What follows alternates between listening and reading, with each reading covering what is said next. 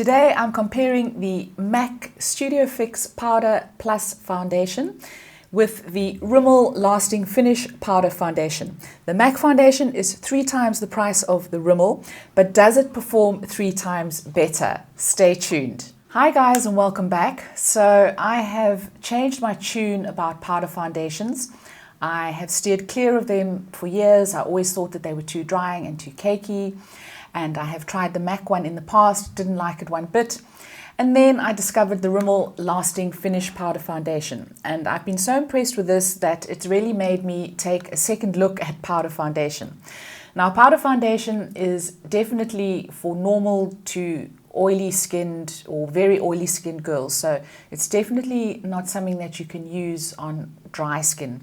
I do have combination skin. I have got enlarged pores, some texture on my skin. And I'm also going through menopause. And so I'm always looking for something that is very light on the skin, that's a very natural coverage, that I can use on the go for touch-ups. This is beautiful. It just fits perfectly into my makeup bag. And I also like the fact that it doesn't transfer one hell of a lot when I do have some hot flushes and also just wear and tear throughout the day. So that's what I really liked about the Rimmel. And so I decided to take a chance and re-look at the MAC one. So I went in store and I got shade matched, and I took in my Rimmel, which is the perfect shade for me, and I asked them to match it up as closely as they could with the MAC one. And they came up with this one. So the MAC one that I have here is NW33. The Rimmel foundation that I have is Honey. Now just a little bit about the two foundations before I do the application. The Rimmel is 10 grams, the MAC is 15 grams. So when taking that into account, you are paying 3 times more for the MAC than you are for the Rimmel. The Rimmel has a very limited shade range. I think there are 6 or 8 shades in the range. I will put it up on screen, whereas the MAC definitely has a lot more choice. And I'm not quite sure again how many shades they have, but I will link it up on screen. They both come in very nice portable containers.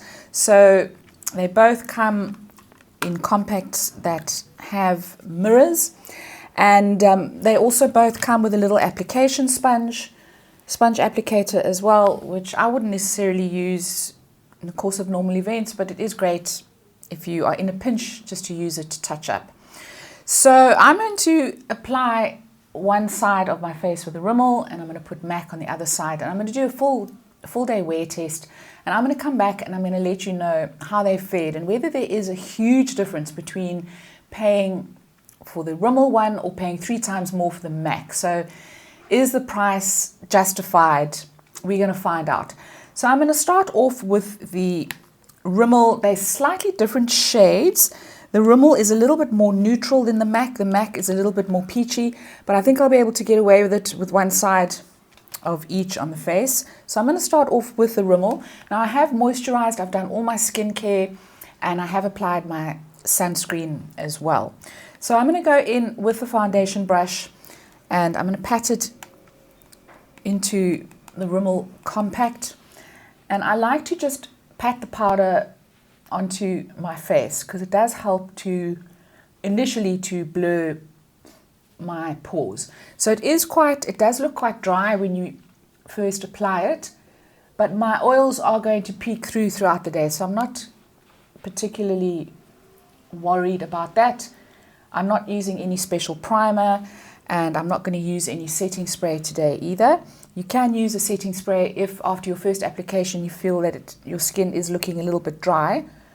You can just dampen it with a Fix Plus or something similar, a spray. And it does help it just to immediately kind of meld into the skin. I'm not going to do any of that today. We're just going to let nature take its course and we're going to let the oils shine through. So there, I've applied the Rimmel. I'm just smoothing it out. It is looking good on the skin. You can see my texture, but that is going to improve throughout the day, as I say, as the oils start peeking through. So it is giving me a nice amount of color. It feels very natural on the skin. I like the fact that it doesn't transfer like a liquid foundation does. I mean, that's just one thing that's really giving me the ick at the moment, is things that transfer. I don't know, I'm just going through a phase. I mean, I've never enjoyed it in the normal course of events, but it's just something at the moment, especially with hot flashes. I don't like things that just come off too easily. And this doesn't seem to do that at all. So it is smoothing my skin texture slightly, and I like it. It's a great shade match. So very happy with the Rimmel.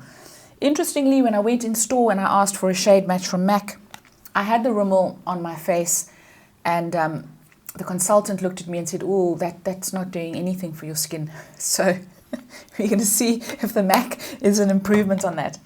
So taking the MAC, I'm going to use another foundation brush, a clean foundation brush for this.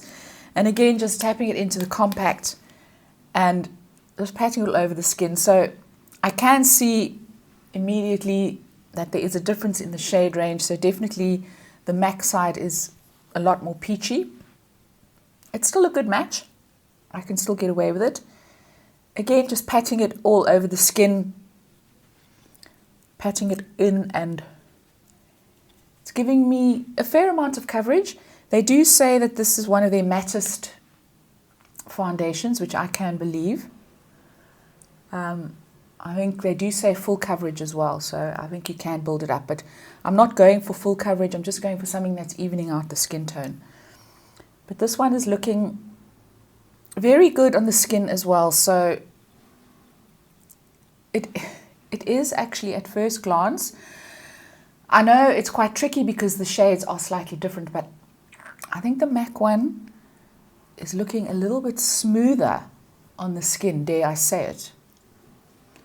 Could be that because the Rimmel is a little bit lighter, it's emphasizing the texture more. I don't know, but we're going to see how it wears throughout the day, and the proof will be in the pudding. So I think I can get away with the two different shades. I don't think anyone is going to be laughing too hard. But yeah, I think the MAC one, it's also applying beautifully. But yes, it does definitely seem to be a little bit smoother. So I'm going to go off camera. I'm going to apply some blush, and then I'm going to check in. We're going to come back and just have a final look before I go off for the day. And then I am going to come back later, and we're going to take a very close look and see what the deal is with each different side. So I've applied my blush, and just looking very closely at my skin, I must say that the side with the MAC powder is looking a little bit peachier, a little bit rosier, and that's obviously all down to the shade of the powder foundation. The side with the Rimmel on it is slightly cooler toned, and you can see that when you apply the blush as well, it makes a little bit of a difference to the coloring of the blush. So I'm definitely looking a little bit healthier on this side, I would say, than I am on the Rimmel side. But just in terms of texture, I think they're very, very close. If I had to choose, I would say the MAC might be giving me a smoother finish.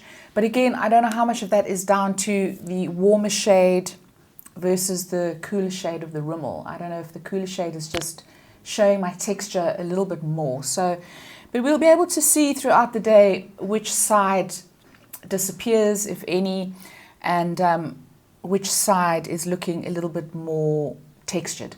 So I'm going to go about my day, and I'm going to come back later, and I'm going to check in with you and let you know what's been going on. So I have now had both the foundations on for about 7.5 hours. I didn't blot throughout the day. I've only just blotted now, and I did that just to show you that there is very little transfer. I blotted on each side, very little transfer with these foundations, which is what I really love about them. So just in terms of the wear, I must say there's absolutely nothing in it. They both look pretty identical, except for the fact that the one is a cooler shade than the other. I can say that I probably prefer the MAC shade. It is just a little bit warmer on the skin, and I think that that is kind of more forgiving in terms of the texture. So really do prefer the MAC one, and of course the MAC one comes in 53 shades. The Rimmel one only comes in 12 shades. There is very, very little in it. So my advice to you would be, if you are wary of powder foundations and you think that there might be something that you want to dip your toe into, then I would start off with the Rimmel if you can get a shade as close to your skin as possible. And if you have a choice between two, one slightly lighter, one slightly darker, go with the dark one, because I think it is going to be a little bit more complementary on the skin. That's what I've established today with this shade, which is just slightly lighter than the MAC one. So I would definitely give the Rimmel one a whirl. If you're really serious about powder foundation and you know that this is really going to be the thing for you, then I would look at the MAC one. You obviously have a much bigger shade range. You do get a little bit more product. It is 3 times the price, but it probably is slightly better quality in terms of the fact that it does seem to have kind of given me a smoother finish. So if that makes a big difference to you. But apart from that, there is just really not much in it at all. And I'm a little bit disappointed, because I was hoping that I was going to be able to say this is worth the splurge. So realistically speaking, I really think that you can do just as well with the Rimmel. So guys, let me know if you've tried either of these. I'd love to hear your thoughts. Please leave me a comment down below. I am going to leave you with a link to the video that I have done on the Rimmel foundation if you want to hear a little bit more in-depth information about it. If you enjoyed this video, please give it a thumbs up. As always, please don't forget to subscribe, and I will see you next time. Ciao, ciao.